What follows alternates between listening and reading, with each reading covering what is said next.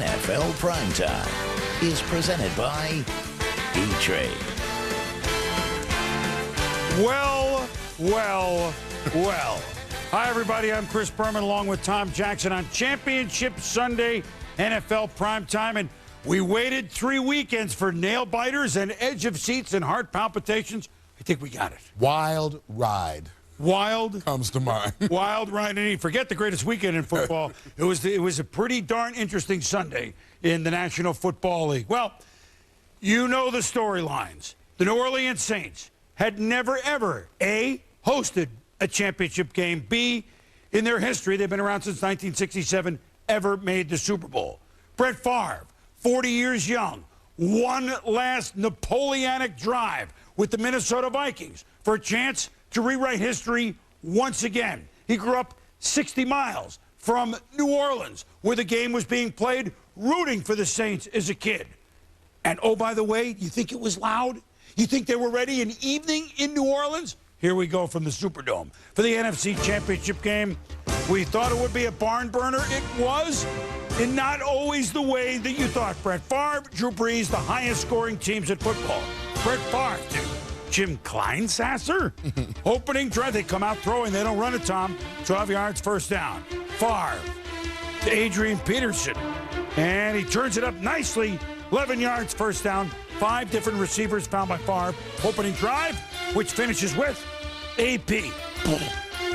And look out! Does he run angry or what? 19 yards, 7-0 fight. Great burst at the line of scrimmage, gets the ball, makes that nice cut right there, and then beeline into the end zone. So opening drive, 10 plays, 80 yards. Brees and the Saints come right back, 3rd and 5. A screen to Robert Meacham. 7 yards, that's New Orleans Saints. First down. Later in the drive, Brees. Here come the Vikes, but a beautifully set up screen pass. Pierre Thomas, Sacre Bleu. It's a touchdown, 38 yards. Sweet.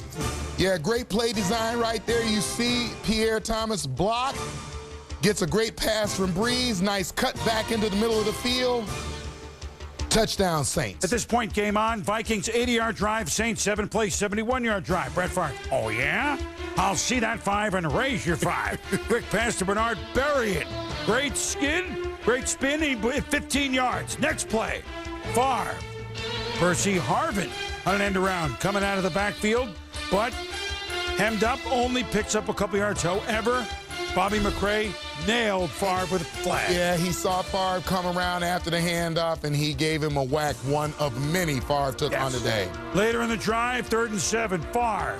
Percy Harvin, 20 yards, first down inside the 10. However, boy, were they coming. Here's his ex-teammate and good friend, Darren Sharper. Yeah, and this was all day long, even the referee trying to help Favre out. But 3 plays later, 3rd and goal, Favre. Zing! Sidney Rice, touchdown. So here come the Vikes. They're up 14-7. Well, Favre does so much with his arm and the pump fake, moving people around and opening up receivers. He throws them open as he does right there. Okay, so I'll see that 10 and raise you 10, says Drew Brees. Reggie Bush, nice seam pattern across the middle. 28 yards, that's a first down. Later in the drive, 1st and goal. Brees with a play action. And Devery Henderson in the end zone, touchdown, 9 yards. We are tied at 14. And Henderson one-on-one with Benny Sapp, and watch him just keep working for his quarterback. Supposed to go inside on the route, breaks back to the back corner of the end zone. Brees finds it. End of each half will come back to haunt the Vikings. Reggie Bush muffs a punt. Vikings fall on the ball. Bush never had possession, and they're inside the 10. First turnover postseason. Saints be the only one that would have, but then what happens after that? A simple Favre handoff to Adrian Peterson that never gets executed. Scott Sizzling Fujita falls on the ball and saves the day, Saints. And you can see Favre reaching for AP right there, and looks like he just never actually gets him the football. So the game tied 14 all at half. Minnesota had a chance to take the lead. Opening kickoff, second half. Courtney Roby. He disrobes a lot of the Vikings here. Takes it outside, and he is in a Minnesota territory. 61-yard return to open up second half. Saints haven't led yet until 1st and goal. Biel, Dummies. And whoa, was he down? Well, we'll never know. Saints up 21-14. Then Peterson hits a fumble. How can this happen? But the Vikings do catch a break. They fall on the ball. But AP to the sidelines, clearly fumbleitis. Later in the drive, 3rd and 2. Favre, play action. Asante Shanko, he had a huge day. One-handed grab, 1st and goal at the 121 yard. Yeah, and you can see he's being held there, but he's still great concentration on the football. Bring it down for an opportunity to score. Now, hold on, Adrian. Yeah, he does. Touchdown, tied at 21. So both teams went bang, bang, bang, bang. And then quieter scoring second quarter. Now bang, bang here in the 3rd. You kidding? It's a fumble by Peterson again, but he follows his own fumble. Roman Harper made the strip. Yeah, and you can see right here, I mean, I can't imagine the panic for Adrian Peterson as he goes to get that football. Later in the drive, 3rd and 5. Favre, shotgun, incomplete, but there's a flag on Anthony Hargrove. Yeah, because he lifted and drove the quarterback into the ground. That is a good call by the officials, but you can see Favre was feeling those hits. Later in the drive, Favre nailed and picked off by Vilma. Jonathan Vilma with the pick, and Favre in serious pain, taken low by McCrary and Adele. Yeah, and as you watch that hit right there, they have a rule for hitting the quarterback low. You wonder why it wasn't called right there. And you know what? At this point when you watch, could he even come back? Getting his ankle taped on the sideline. But here he comes, like John Wayne on the Ponderosa. Percy Harvin, and he's stripped by Will Smith. Adele gets on it. How can this happen? Favre involved with trying to fall on the ball. 5 fumbles, Minnesota. They lose it this time. So 3rd and goal, Saints. Brees, given a gift to Reggie Bush. They knock him out. No! Watch what Bush does. He's so good with the pylon. Yeah, very athletic. He turns right here, that goal line stretching to infinity, and you can see he clearly crosses it right there before he steps out of bounds. So the Saints back up by touchdown 28-21. Adrian Peterson, give me the ball. Just runs down the sideline for a 27-yard gain. 3 plays later, 3rd and 10. Favre. Still hit, but to bury in between 2 defenders. 30 yards, 1st down. Favre. Underneath to Berrien, but look at this. He fumbles, and it's recovered by the Saints. What are they slicking up the balls, Tom? Well, Tracy Porter, excellent job right there, holding the receiver up, knocking the ball out. Saints scrambling to get it. And 6 fumbles, Vikes, 3 lost. Remember the name, Tracy Porter. Favre. 3rd and 6 with 7 to go to Shanko, 16 yards, 1st down. Vikes amazingly still in it, despite all the turnovers, just down 7. Favre to the end zone. Incomplete to Bernard Berrien, but wait. Flag on the play, pass interference, Vikings ball at the 1. 2 plays later, Peterson, touchdown. He had 3 in the day, along with the fumbles. We're tied at 28. Minute 39 to go. Vikings, 1st and 10. Brett Favre, how many times have you seen him do it? Oh, man! Sidney Rice, 20 yards across midfield. Vikings, in action. Chester Taylor, 14-yard run to the 33. It would be, at this point, a 50-yard attempt by Longwell. 19 seconds ago. 3rd and 10. Wait a minute. 1, 2, 3, 4, 5, 6, 7, 8, 9, 10, 11. 12 men in the huddle. You got to be kidding. It's a 5-yard penalty. Pushes him back to the 38, which is probably out of field goal range, which forces a pass, which is intercepted. All that happened because maybe too many men on the ice, if you will. Tracy Porter picked at the end of regulation. We go to overtime. And, of course, the Saints win the toss. Brett Favre has to watch. 2nd and 10, own 48. Drew Brees to Marcus Colston. Bobbled, almost picked Tyrell Johnson. Incomplete. Vikings almost get it. Next play, 3rd and 10. Drew Brees to Devery Henderson. After a measure just short of the 1st down. Sean Payton Let's go. We have the highest scoring offense in football. 4th and inches. Pierre Thomas up and over. But, well, we're not going to take a look again. But this another thing we'll discuss. Then, for the Vikings, 42. Brees over David Thomas's head. Pass interference. Was it catchable?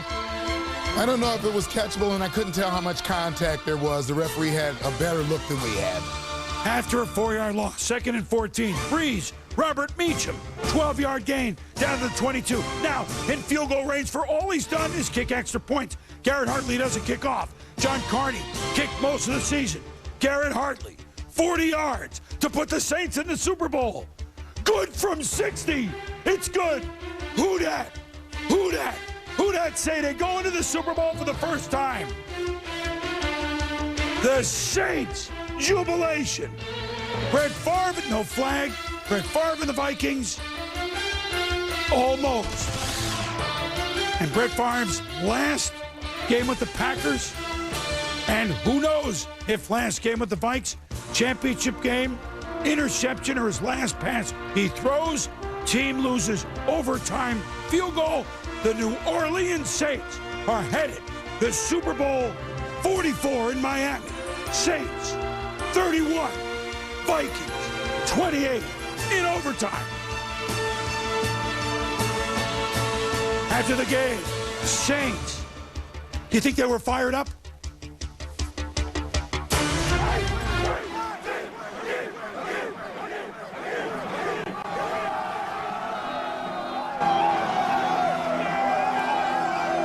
It feels amazing. It's the greatest feeling, you know, to have worked all year.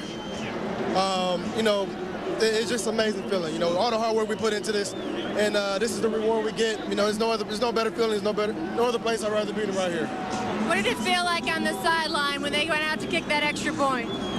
Man, I was just praying. I've never prayed so hard in my life that he was gonna make that field goal. But you know, Garrett Hartley showed up. He made it count. You know, him being a rookie, you know, it's a lot of pressure on his shoulders, but he showed up, and that's what this game's all about. What do you think it means to the city of New Orleans that you guys are going to the Super Bowl? I think it may be the single most greatest event that ever happened in New Orleans. Better question, what's going to happen in New Orleans tonight? Hopefully they won't destroy this place, but you know, I think it's going to be a party all night.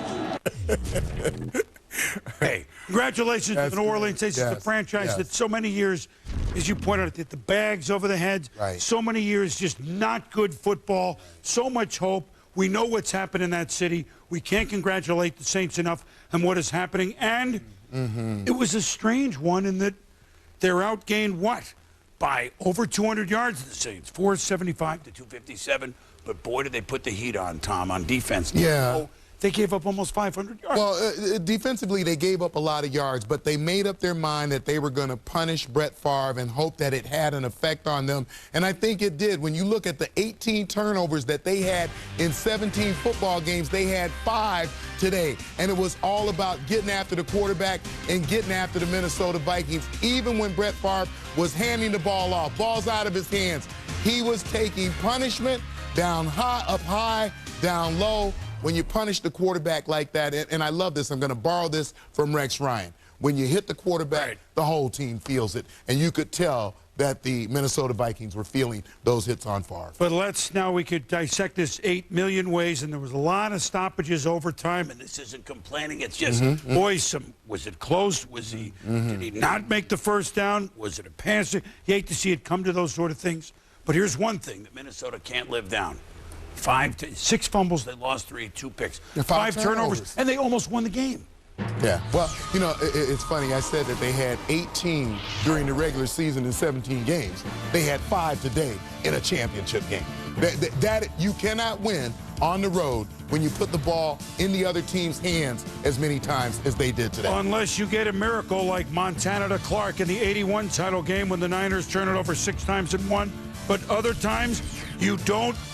You turn it over like this, you're not going to survive. Yeah, and a lot of these were down when they had scoring opportunities. When you drop the ball, when you're getting ready to score, it's like in basketball they always say, it's a made basket the other way. It's a turnaround of 10 points. It's a turnaround of 14 points. So they were shooting themselves in the foot the entire day, and that went on until even the last drive for the Saints. I mean, you look at that happens inside the 10-yard line. And then it's almost like having the yips with the punt with Adrian Peterson there for a while, though he ran hard later on. But, I mean, he kept fumbling and stuff. And then do you put him in or do you sit him for a couple series? And give the Saints this credit. It's the 14th time in 18 games they forced 2 or more turnovers. Yes. This is something that under Greg Williams that they do. But it was a game that the Minnesota Vikings will scratch their head, and we'll talk about it in a moment, because they had a chance, we thought, for a field goal at the end of regulation, which never came to pass. Meanwhile, Sean Payton and the Saints heading to Miami. Real quickly, you know, it's hard to come up here and really talk about the significance of this group of guys in that locker room and the significance of this win. I'm proud of them. Proud of our fans and the hard work that they put in to get us to this spot, and it's a pretty special feeling. So, any questions right now? Sean, 2 questions. First, your feelings on your position right now, and second, your thoughts on how your defense played today. They bailed you out a few times. They sure did. You know, there's a lot of momentum shifts in that game. Just after the game ended, you know, I had a chance to visit with Favre for about 5 minutes, and I've never seen 2 quarterbacks compete, 2 defenses kind of hang in there, the offensive lines. I mean, I tip my hat to Minnesota. I thought you had two teams that played their hearts out, and glad we were able to win, and I'm proud of just having a chance to coach these guys in a game like this. Garrett hit a big kick, obviously, for us, and you know, we just kept fighting. The momentum shifted back and forth, and we just kept battling, and you know, it was a heck of a game. Sean.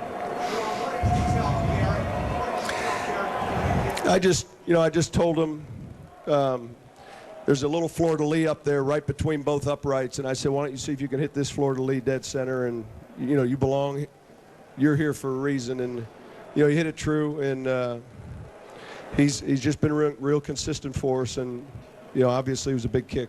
Sean, can you talk about a little bit of perspective about what this means for this organization, from how far you've come since Katrina to where it is now, and why it's so hard for you to put into words what this means to your team? Well, it's hard. You know, 4 years ago there were holes in this roof, and you know, the fans in this city and this region deserve it. And like I said at the beginning, I'm just proud to be a part of it. You know, and to be part of something that's special, and it's pretty special for the city, and they're well deserved. Along those lines, Sean, there's so much bedlam and just life going on outside right now. Can you compare that to 4.5 years ago and just the difference? It's just, you know, there's a handful of coaches and players that were on that first team, and you know, I would say this to the players and the coaches that aren't here now, they're just as much a part of this, and they know who they are. I can't go through every one of their names, but there are a lot of people that came when no one else was wanting to come, and a lot of coaches, a lot of players that aren't with us now, and I appreciate it. Sean, can you talk about the 4th down decision in overtime? If you don't make it, they got a short. Just talk about that. I'm trying to think of the call. Did we go for it? You know, we were right on that. We weren't close enough for a field goal, and we just kind of called everyone over and said, hey, look, you know, we've come this far. I thought, you know, obviously it's a great defense we played, a great run front we played, and, you know, we ran behind those 2 guards, the tackles. Goodwin and Pierre did a great job of just getting the 1.5 yards we needed. It's significant. He's a big factor. You know, that thing went back and forth. The game went back and forth, and you know, I'm glad we came out on the winning end. Coach, talk about Pierre Thomas overall. On a close game, did he provide the margin for you? Well, he played hard. He battled. I thought the screenplay early in the game to answer their touchdown was significant when they went up 7-0. It's kind of like last week, and he made a bunch of big plays. And he's been a big part of what we've done. So I'm happy with the way he played. What about the kickoff?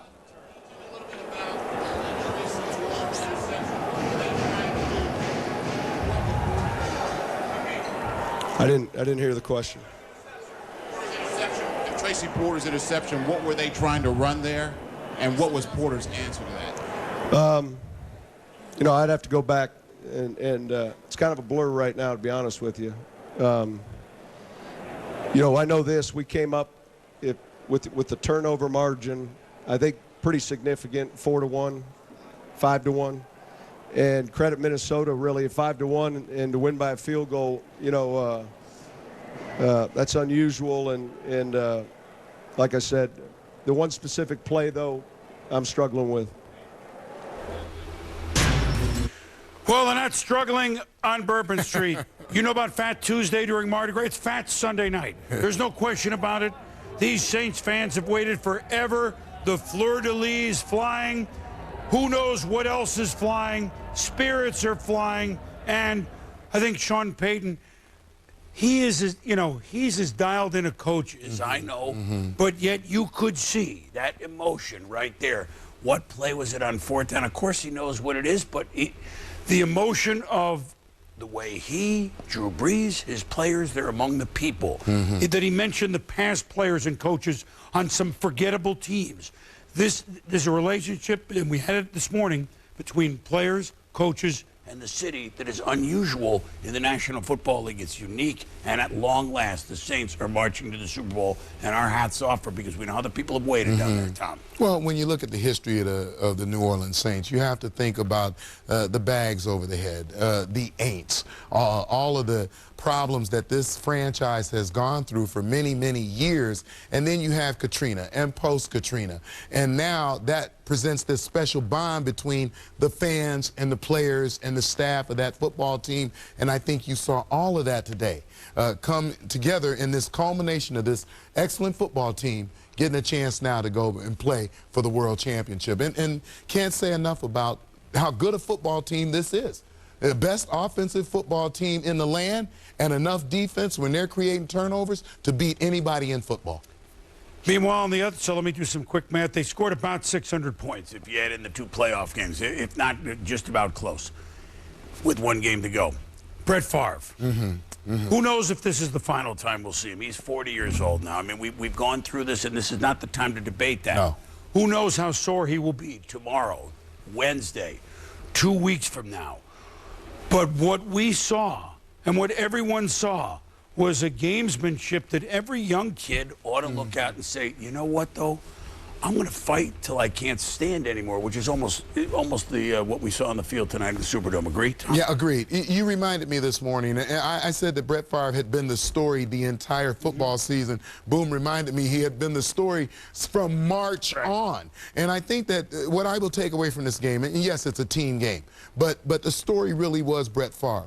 The courage that he showed on the field, the pounding that he took, the way he kept standing up, bringing his football team back, the way he almost won a football game when they actually offered the ball up to their opponent 8 times, lost 5 turnovers, and still almost won that football game.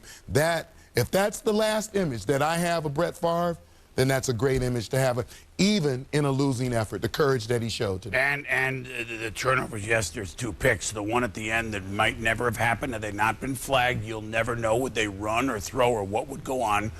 But it was, the fumbles were something, they were like normal plays. A couple of the handoffs, they were like normal.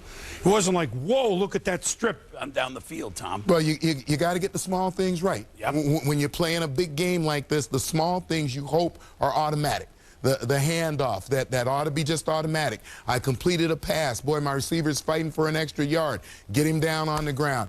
But those things happen in a game. And again, back to Brett Favre, he's never been afraid to throw a pick. People make such a big deal. Well, he threw a pick to end this game, and he threw a pick to end this game. He's never been afraid to throw a pick. Right. It's one of the things I admire about him. So, You know, maybe he'll play again, maybe he won't. Not the time for it, but you talk about pure courage. That's what I saw today in that game. Phil Collins sang a song that's one of my favorites called Both Sides of the Story.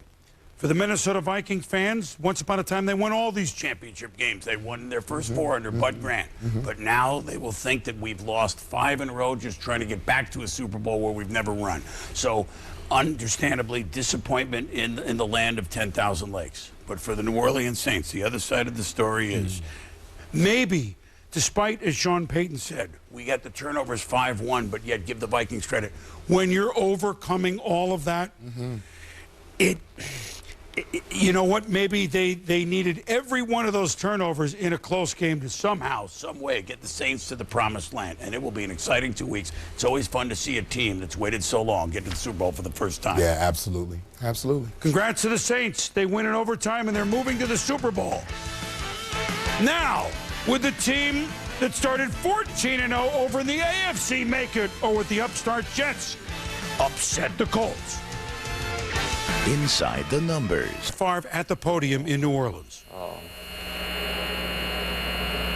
Yeah, I don't even know where to begin.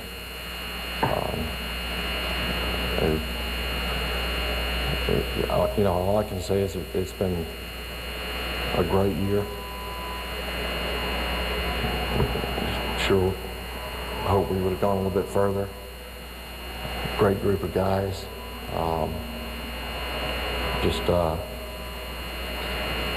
You know, just disappointing. I mean, that's an understatement.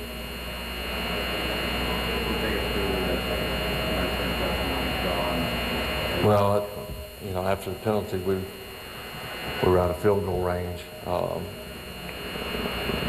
not even sure where the exact yardage was that we needed, but play was designed actually to go to Bernard in the flat. Man coverage, they checked out of it when we went in motion.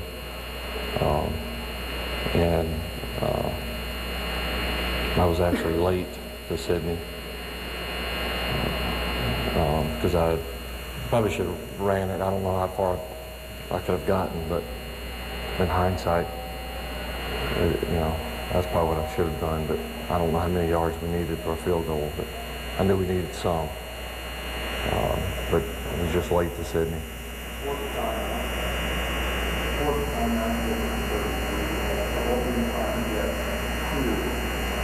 The same play. That's one of those where, you know, noise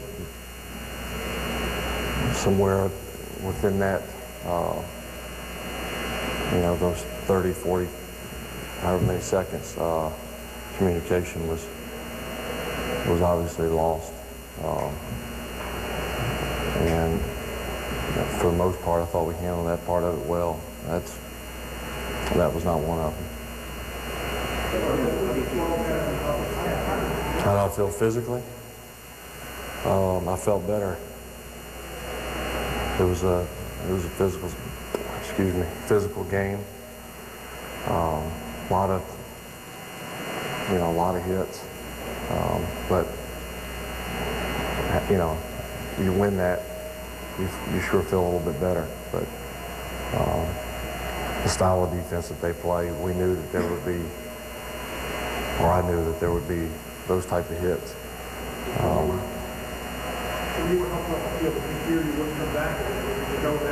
No, I didn't know.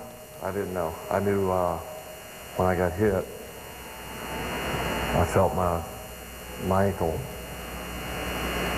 which I can't tell you how many times I've twisted my ankle or had it bent one way or the other. That was one of those times where I knew that if I were to come back, I needed to come back right away, because that's one of those, when you sit around for a little bit, I won't be able to move it tomorrow. But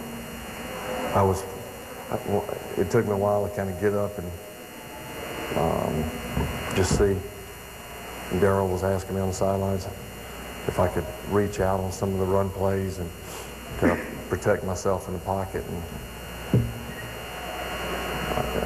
I felt like I could.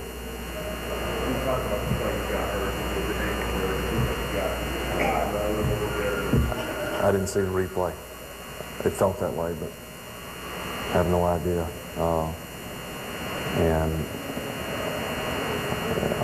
of course, didn't see the interception. Still don't know exactly what happened, but not a whole lot different than the one later to Sydney. I was a little late to Sydney on that one, and proved costly. I think that was a communication issue. I mean, it goes without saying how loud it was. And tonight, I don't think we had any false starts. I may be wrong, but and for the most part, communication was good at the line of scrimmage, personnel, and as I said, that was not one of them. I don't. To be honest with you, I don't know who should have been in or not. I have no idea. No idea right now. You know yet? Brett Favre told me to home and let the rules go do the same. You know yet? Back next year about the Super Bowl. I wouldn't say months. And I know people rolling their eyes or will roll their eyes. You know, in a situation like this, I really don't want to make a decision right now based solely on what's happened. Because I do know the year could not have gone any better aside from us not going to Miami. I really enjoy the guys, and I just wonder if I can hold up, you know, especially after a day like today, physically and mentally. That was pretty draining. So I don't, you know, I am going to go home a couple of days and just talk it over with the family.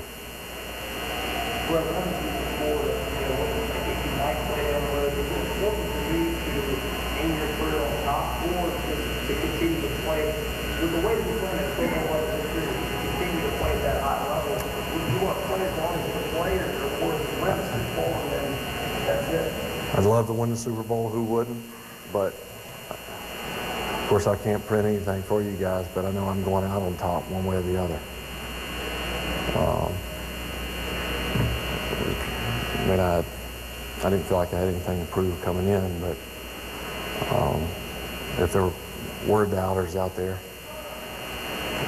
maybe I served notice to them. But my goal was to get to Miami, and obviously that's not going to happen. But if it is, no doubt I'm on top. Amen. One thing you got to know about Brett Favre is he's brutally honest. Everyone we've seen come to the podium so far, and I'm sure everybody else follows, is just spent. Spent from that. Yeah, emotionally draining football game. But another thing that I appreciate about Brett Favre, he allows us to see him emotionally really bare. And that's what you're seeing. I mean, this is moments after you've made this great effort the entire season. You've come up short of your goal, and yet he's willing to stand there and be brutally honest with the media and anyone looking in, even as he said, his doubters about what this feels like. And I hope every fan out there, no matter who you root for, can appreciate what Brett is. Well, he says he's going out on the top, even though he didn't. Even if I don't win. You know, had a long interview with him, what we thought was maybe the end at Green Bay a couple of years ago, and we talked about all the records that he has. Most of them, you know, great. The touchdown passes, the yards, the completions, you go on and on. And I said, but Brett, you know, you have the interception record for football as well. And by the way, he has it in the playoffs now, too. And he had a smile on his face, Tom, and he said, well, I guess it means I was trying. And there you are. I mean, I mean, I know this one will sting, and it will sting Viking fans, etc. Sure it will. What a game, what an effort, and they almost pulled it out despite all the turnovers. But instead, it's the Saints that are going on. And a man whose dad was the quarterback of the New Orleans Saints, Peyton Manning. Would he be able to go to the Super Bowl to face that team? Here, 13-0. You don't often see it. There's another team that started better. The Indianapolis Colts, who began 14-0, and 8 of the last 12 teams, who were the last team to lose a game in the regular season, went on to the Super Bowl. But here came the upstart of the playoffs, the New York Jets, with the rushing attack and with the defense that doesn't allow points, it doesn't allow yards. And a little history 41 years ago that had the biggest upset in the history of pro football. Jets 16, Colts 7. This wouldn't be as big an upset, but it certainly would shock the football world as well if they could pull it off. Here we go with the drum. AFC Championship Game. Peyton Manning. Mark Sanchez, the veteran and the rookie. The MVP 4 times. Peyton. Wait a minute. David Harris, Jets. Don't you understand? He's the MVP. You can't do that. Colts punt. Later in the first, again, Zach Harris. The Jets, obviously their credentials are real. Tom Moore, offensive coordinator, Peyton. We got to figure this out. 3-0 Colts. Second quarter. Mark Sanchez pump fakes. Braylon Edwards. Hey there! First play after the kickoff. 80 yards. The Jets take the lead. Yeah, and if you take a look, the cornerback, Jacob Lacey, he's got his head back in the backfield, so he's looking at the quarterback. He sees the play fake. By the time he realizes that Braylon has run by him, it is too late. Touchdown, Jets. Well, we mentioned it. Joe Namath threw it off into George Sauer. Matt Snell scored touchdown. Jim Turner kicked 3 field goals. Joe Willie and the Jets shocked the football world with Mark Sanchez holding the number 1 finger up. Do the same. Peyton Manning, Austin Collie. And he goes out of bounds inside the 5 on 3rd and 2. 1st and goal, Colts. 3 plays later, 3rd and goal. Manning trying to sneak it. No! It was an odd call. Yeah, it was one of the few times it looks like the offense was a little bit rushed. So 7-6, Jets maintain the lead. Colts field goal. Brad Smith lines up at quarterback. Jericho Contry, who had a big game, tackled inside the 15. We can break it down, Tom, but big plays, Jets. Well, first of all, they do a great job of selling run. As you look at the offensive line, they're actually moving forward. Now you've got the safeties coming up. Smith does a great job of delivering the ball over the top, and a huge gain putting the Jets in scoring position. So later on in the drive, Mark Sanchez, the kid, to Dustin Keller. All 3 playoff games, they've hooked up for touchdowns. Sanchez so good on the boot. We talked about it this morning, and he takes a hit, but delivers. Right there, courage in the pocket. Knew he was going to take a lick, stepped in that throw, put it right between the numbers. Boy, Rex Ryan wears that vest at 0 degrees and 80 degrees, 14-6, but now Joseph Adai hit by Calvin Pace, fumbled. Jim Leonard picks it up for the turnover. Colts, my goodness, the defense, Tom. Well, you get this kind of penetration. Adai's like, I don't know whether I got the handoff or not, but it's on the ground. Under 2 minutes to go in the half. Key to the game. Manning to Austin Collie, 46 yards. This play ended up turning the game on the double move. Yeah, a little double move, fakes like he's going outside. What a great delivery of the football by Manning over the top. Inside the 20, because the next play, Tom, Manning. It's not Wayne or Dallas Clark. It's Austin Collie. Touchdown. 3 touchdowns for the Colts in their 2 playoff games in the final 2 minutes of the half. But don't forget, the Jets still lead 17-13. Sean Green up the middle, grabs his chest. 3rd quarter, Green has been such a big player in the postseason. Rib injury, did not return, was a big injury. Yeah, worst kind of injury for a running back, boom. So Mark Sanchez, Braylon Edwards, incomplete. Rex Ryan on 3rd and 7. Let's bring in the field goal team, and this is the opening drive of the 3rd quarter. 52-yard field goal, Jay Feely, no good. You can debate it. Boy, you're giving Peyton Manning a short field, Tom. But the way his defense is playing, he figures, why not? But what happens? Revis lined up on the bottom of the screen. A pass to Garcon for 7 yards. Then again, Darrelle Revis covering Wayne. So they took away Wayne and Clark. Go to Garcon. That's right. Then Revis covering Wayne, Manning, Garcon. Inside the 5, 1st and goal, Colts. So this, remember, off the short field, off the missed field goal. Revis on Wayne, Manning, Garcon. Ow. Monsieur, l'addition, s'il vous plaît. It's a touchdown, 20-17 Colts. Yeah, throw the ball where Revis is not. You see Garcon toward the back of the end zone. What a throw by Manning. Showing Jets drive. Sanchez. Little handoff to Thomas Jones. He's the basher now. Sean Green out. Rex Ryan says, wait a minute now. My quarterback got nailed.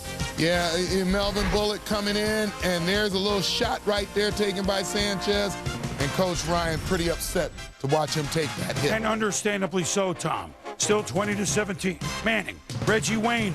It's a fumble, but somehow he gets the ball himself. It's a first down. Later in the drive, Manning to Dallas Clark.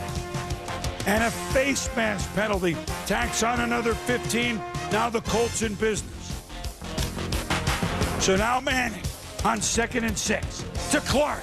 That's the slant you've seen. Touchdown. Eli up top. Rooting on his brother, a 7-play, 80-yard drive. Now the Colts in command by 10. They had a field goal, 30-17. Doink! And it's Kelvin Hayden with the pick. You could not be more valiant. The young Jets, they played a wonderful game. But Pierre Garcon, family from Haiti, Haitian flag, Peyton Manning, Lamar Hunt Trophy, once again, a home win. Sends them to Miami, as it did 3 years ago. Colts moving on for what they hope will be second Super Bowl, 4 years, same field. Colts 30, Jets 17. It's kind of the game we expect. We expected a grind, a 60-minute grind, and that's kind of my word for the day, as you can tell. I'm trying not to say obviously. It's kind of been a habit of mine, so I'm saying grind. And that's the way it worked out today. We knew we had to start off fast and get some points into the end zone. So, you know, they told me to get ready to get open because he's going to go to me. Just had to make the catches. We weren't out to prove anything. We weren't out, I mean, there's no, like I said before, no sense of vindication or retribution. All we're concerned about is trying to do the best job we can for our team, you know, plain and simple.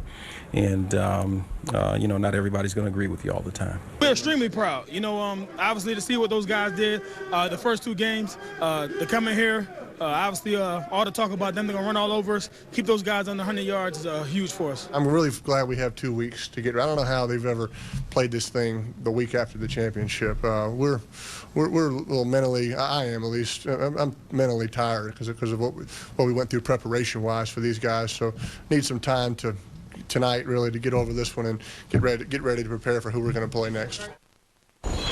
That's a tough team. You know, there's a lot of matchup issues that any team's going to have against them. You saw where that Garcon and Colley, you know, those 2 guys are, you know, doing a great job. And, you know, with Peyton Manning, it's, you know, if you can't disrupt his rhythm, he's going to kill you. And we couldn't disrupt it enough. Mark Sanchez did great today. The offense overall did great.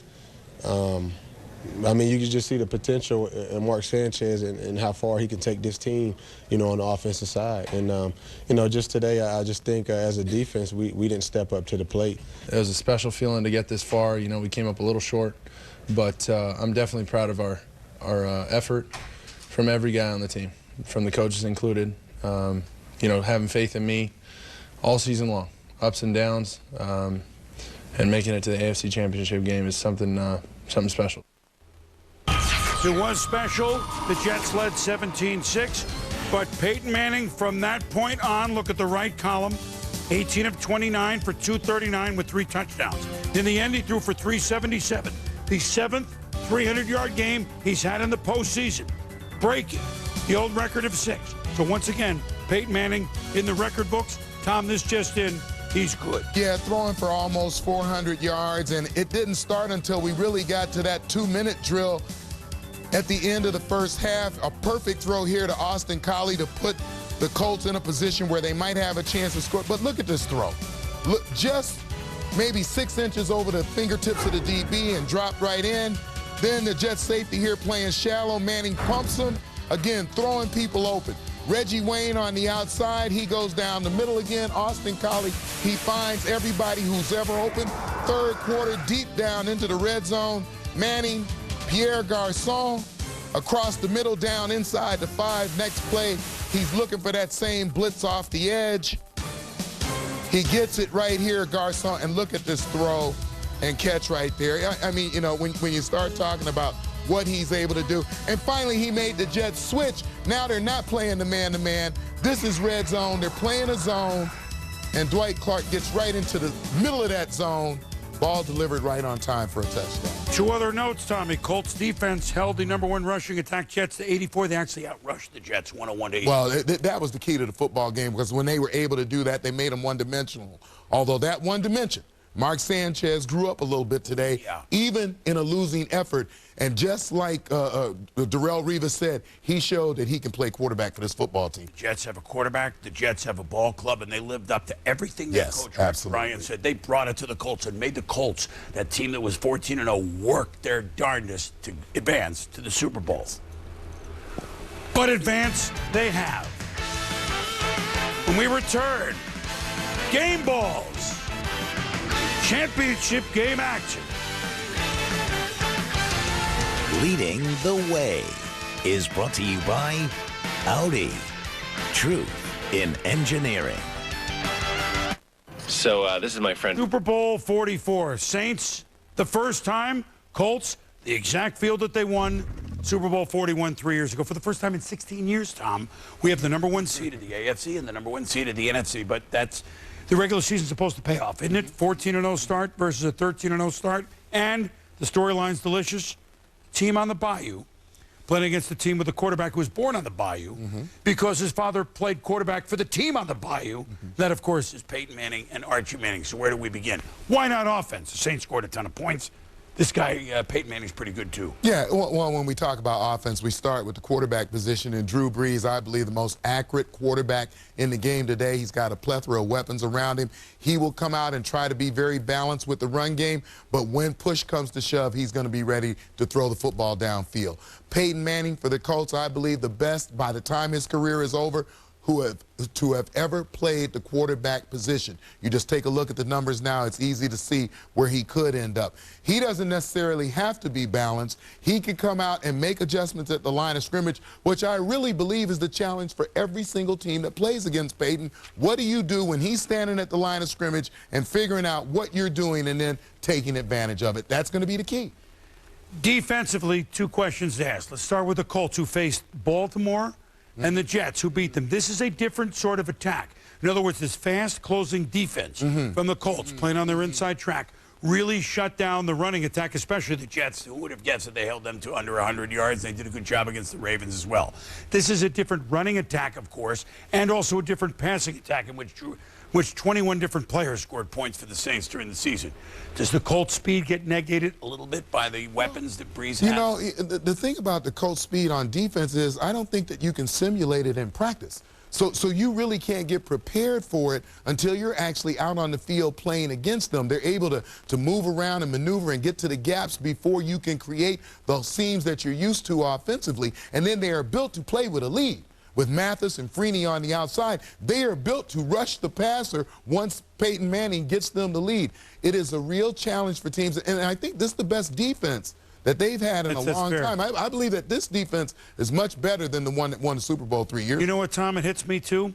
And who knows what the result will be, but 3 years ago when the Colts won the Super Bowl against the Chicago Bears, the Bears were dependent on forcing turnovers. The Saints have 5 against, of course, the Minnesota Vikings, 46 all told during the season. Do they get him again? Or are the Colts just too particular with the ball, though anything can happen on? Well, I think that Peyton Manning is going to be awfully difficult to get to in terms of the hits and the sacks. But I think that, and I said this about the Minnesota Vikings as they went into the NFC Championship game, if they don't turn the ball over, they will win the game. I will say the same thing about the Indianapolis Colts. If you don't turn the ball over against the number 25 ranked defense in football, which is the New Orleans Saints, you will win the football game. So here are the New Orleans Saints for the first time in their 43-year history, led by Coach Sean Payton, in the Super Bowl. That's going to be a marvelous story. Here are the Indianapolis Colts, who, as Colts, have won 2 Super Bowls, both in Miami, one 3 years ago on this very field, one in the Orange Bowl once upon a time. Interesting. Jim Caldwell, the 5th first-year coach to get to the Super Bowl. The first guy that ever did it, Don McCafferty, 1970 Baltimore Colts. They won the Super Bowl in Miami. Interesting how things get cyclical. We have 2 weeks to see how cyclical it can be. Super Bowl 44. We look forward to it.